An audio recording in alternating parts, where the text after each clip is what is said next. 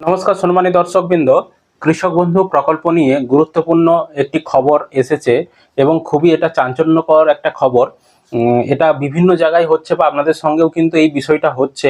অনেকে প্রতিবাদ করছেন, অনেকে কিন্তু প্রতিবাদ করছেন না, আপোষেস হয়ে যাচ্ছেন।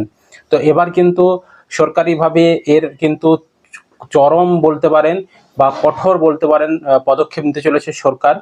কৃষক বন্ধু প্রকল্পের নানান অভিযোগ আপনারা জানিয়েছিলেন, এবার সেই অভিযোগ নিয়ে কড়াকড়ি সিদ্ধান্ত নিতে চলেছে এবং তদন্ত কমিটি গঠন করা হয়েছে। কৃষক বন্ধু প্রকল্পের চারিদিকে দুর্নীতি শুরু হয়ে গিয়েছে, কি দুর্নীতি হচ্ছে, কি পদক্ষেপ নিতে চলেছে সরকার, সমস্ত কিছু আলোচনা করব আজকের এই ভিডিওর মাধ্যমে। তার আগে ছোট্ট একটি অনুরোধ, চ্যানেলে নতুন হলে চ্যানেলটিকে অবশ্যই সাবস্ক্রাইব করবেন, বন্ধুদেরকে ভিডিওটা শেয়ার করতে ভুলবেন না, আর ভিডিও ভালো লাগলে অবশ্যই কিন্তু একটি লাইক করে দিয়ে যাবেন। দেখুন কি বলা হচ্ছে, আমি একটু বলছি আপনাদেরকে, একটু মনোযোগী সহকারে শুনবেন। তো আপনাদের সঙ্গে যদি এরকম হয় অবশ্যই কিন্তু আপনারাও প্রতিবাদ করবেন, বা আপনাদের এলাকায় এরকম হচ্ছে কিনা, আপনারা এরকম কোনো দেখছেন কিনা অবশ্যই সেটাও কিন্তু জানাবেন।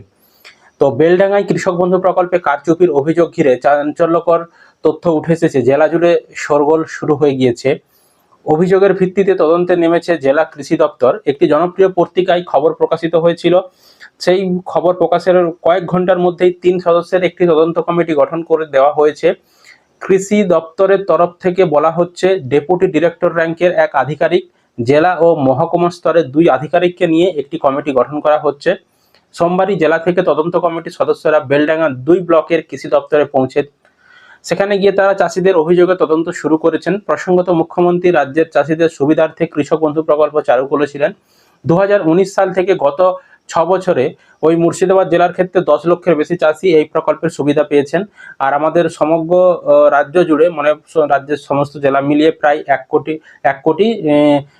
কোটি কত লক্ষ, এক্সাক্ট সংখ্যাটা মনে নেই, 1 কোটি ধরতে পারেন, 10 লক্ষ না 7 লক্ষ, এরকম উপভোক্তা কিন্তু আমাদের পুরো রাজ্য জুড়ে কৃষক বন্ধু প্রকল্পের টাকা পায়। আর মুর্শিদাবাদ জেলার ক্ষেত্রে 10 লক্ষের বেশি কৃষক বন্ধু প্রকল্পের টাকা পায়। তা এই প্রকল্পে চাষিদের প্রাপ্য অর্থ ঘুরিয়ে আত্মসাৎ করা হচ্ছে বলে অভিযোগ ঘিরে শোরগোল পড়ে গিয়েছে। এই প্রকল্পের আওতায় থাকা চাষিদের নিজস্ব 1 একর বা তার বেশি চাষযোগ্য জমি থাকলে বার্ষিক ভাতা হিসেবে বছরে 2000 টাকা দেয়। কৃষক বন্ধু প্রকল্পে যদি বছরে আপনাদের 1 একর বা তার বেশি জমি থাকে, কত দেয় না 10,000 টাকা দেয়, 5,000 করে দুটো কিস্তিতে, খরিফ আর রবি মিলিয়ে। আর যদি আপনাদের জমি 1 থেকে 40 ডিসিমেলের মধ্যে হয় তাহলে ন্যূনতম বছরে আপনাদেরকে 4,000 টাকা দেওয়া হয়, 2,000 করে। আর যদি আপনাদের জমি 41 ডিসিমেল থেকে 99 ডিসিমেলের মধ্যে হয় তাহলে যার যেমন জমি সেই কৃষকটি সেই রকম কিন্তু ব্যাংক অ্যাকাউন্টে টাকা পেয়ে থাকেন। তো এই যে টাকা দেওয়া, এই নিয়েই কিন্তু একটা চাঞ্চল্যকর অভিযোগ এসেছে। কি অভিযোগ দেখতে থাকুন। তো এখানে বলা হচ্ছে, এই যে টাকাগুলি দেওয়া হয়, এই টাকা সরাসরি চাষিদের ব্যাংক অ্যাকাউন্টে পাঠানো হয়। রাজ্য সরকার সরাসরি তাদের ব্যাংক অ্যাকাউন্টে টাকা পাঠায়। কিন্তু বেলডাঙ্গা 2 ব্লকের বেশ কিছু চাষির অভিযোগ, যাদের কম কৃষি জমি আছে তাদেরকে 10,000 টাকা পাইয়ে দেওয়া হচ্ছে। ধরুন আপনার জমি রয়েছে 50 ডিসমিল, তার মানে আপনার কম টাকা পাওয়া দরকার, কিন্তু আপনার জমিটাকে তারা বাড়িয়ে ওনাদের যে পোর্টাল সেখানে এন্ট্রি করে 1 একর বা তার বেশি করে দিচ্ছে কৃষি দপ্তরের আধিকারিকরা, দিয়ে তাদেরকে বছরে 10,000 টাকা পাইয়ে দিচ্ছে।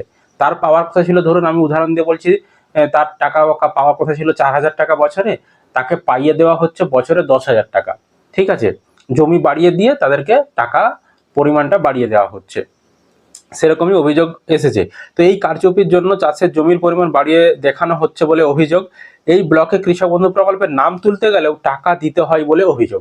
শুধু এই ব্লকে নয়, অনেক জায়গায় আপনারা অভিযোগ করেছেন যে আমাদের কৃষক বন্ধু প্রকল্পের নাম তুলতে গেলে বা পিএম কিষাণ প্রকল্পে কোনো সমাধান করতে গেলে বা পিএম কিষাণের টাকা পেতে গেলে কিন্তু আমাদেরকে টাকা দিতে হচ্ছে কৃষি দপ্তরের কিছু স্টাফদেরকে, এরকমটা কিন্তু আপনারা অভিযোগ জানিয়েছিলেন। বা কোনো মিডিলম্যান রয়েছে তাদেরকে টাকা দেওয়া হচ্ছে, সরাসরি হয়তো কৃষি দপ্তরের আধিকারিকরা টাকা নিচ্ছে না, কিন্তু মিডিলম্যান রয়েছে তারা টাকা নিয়ে আপনাদের সমস্যাটার সমাধান করে দিচ্ছে, এরকমও কিন্তু অভিযোগ এসেছিল।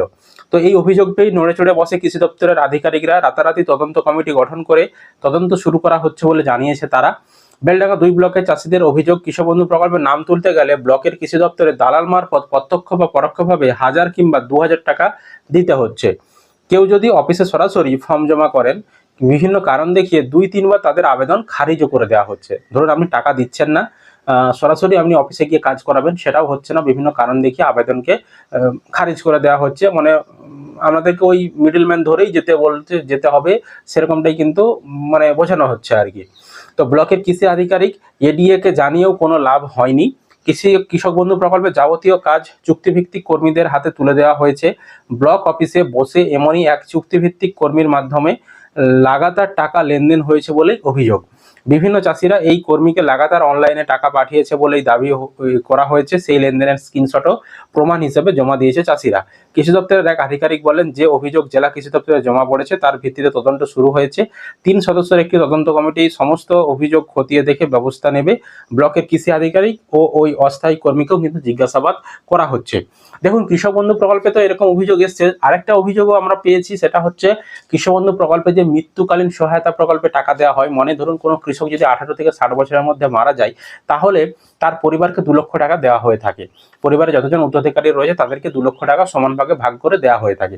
তো এর ক্ষেত্রে কি হয়, একটু আবেদন করার প্রসেসটা একটু জটিল রয়েছে। জটিল মানে আমাদেরকে ফর্ম নিতে হবে, ফর্ম পূরণ করতে হবে সঠিকভাবে। অনেকে তো ফর্ম সঠিকভাবে পূরণ করতে পারছেন না, তো ফর্ম সঠিকভাবে পূরণ করতে হবে। পঞ্চায়েত থেকে ওয়ারিশন সার্টিফিকেট নিয়ে, সেই ওয়ারিশন সার্টিফিকেট নিয়ে ব্লকে যেতে হবে, ব্লক থেকে ওয়ারিশন সার্টিফিকেট নিতে হবে, এবং যতজন আবেদনকারী হচ্ছেন, মানে যতজন টাকা পাবেন ওই 2 লক্ষ টাকা সমান ভাগে, প্রত্যেকের ব্যাংকের অ্যাকাউন্ট, ভোটার কার্ড, আধার কার্ড, এবং যিনি মারা গেছেন তার ডেথ সার্টিফিকেট, তার আবার জমির রেকর্ড, সমস্ত কাগজপত্র কিন্তু প্রয়োজন হয়।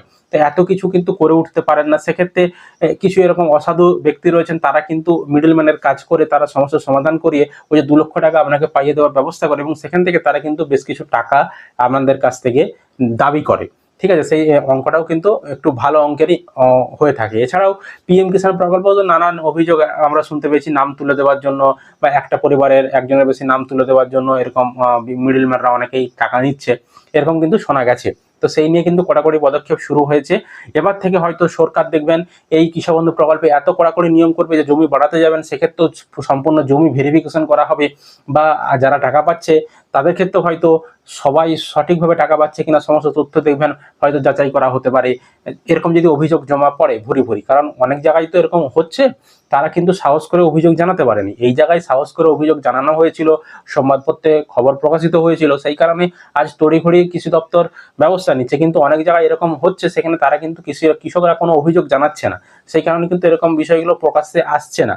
কিন্তু অনেক জায়গায় হচ্ছে, আপনারাও দেখবেন, আপনাদের আশেপাশে দেখবেন এরকম হচ্ছে। যদি আপনাদের এলাকাও এরকম হয়ে থাকে অবশ্যই সেটা আপনারা কমেন্ট করে জানাবেন, এবং কি অভিযোগ রয়েছে আপনাদের এলাকায় সেটাও কিন্তু জানাতে ভুলবেন না। আর কৃষক বন্ধু প্রকল্পের টাকা দেওয়ার বিষয়ে একটা গুরুত্বপূর্ণ আপডেট আছে আপনাদের জন্য, আমরা সেই নিয়ে খুব শিগগিরই আপনাদেরকে ভিডিও দেবো। আপনারা অধীর আগ্রহে অপেক্ষা করে রয়েছেন কৃষক বন্ধু প্রকল্পের টাকা কবে ব্যাংক অ্যাকাউন্টে দিবে, সেই রিলেটেড ভিডিও খুব শিগগিরই আপনাদের সামনে আমরা আনতে পারবো আশা করছি। তো বর্তমানে এটুকুই আপডেট দেওয়ার ছিল। তো সরকারের এই উদ্যোগ কেমন লাগলো আপনাদের অবশ্যই কিন্তু কমেন্ট করে জানাবেন। আর ভিডিও ভালো লাগলে অবশ্যই লাইক করবেন, বন্ধুদেরকে ভিডিওটা শেয়ার করতে ভুলবেন না। আর চ্যানেলে নতুন হলে চ্যানেলটিকে অবশ্যই সাবস্ক্রাইব করে রাখবেন এই ধরনের লেটেস্ট ইনফরমেশনগুলো সবার আগে পাওয়ার জন্য।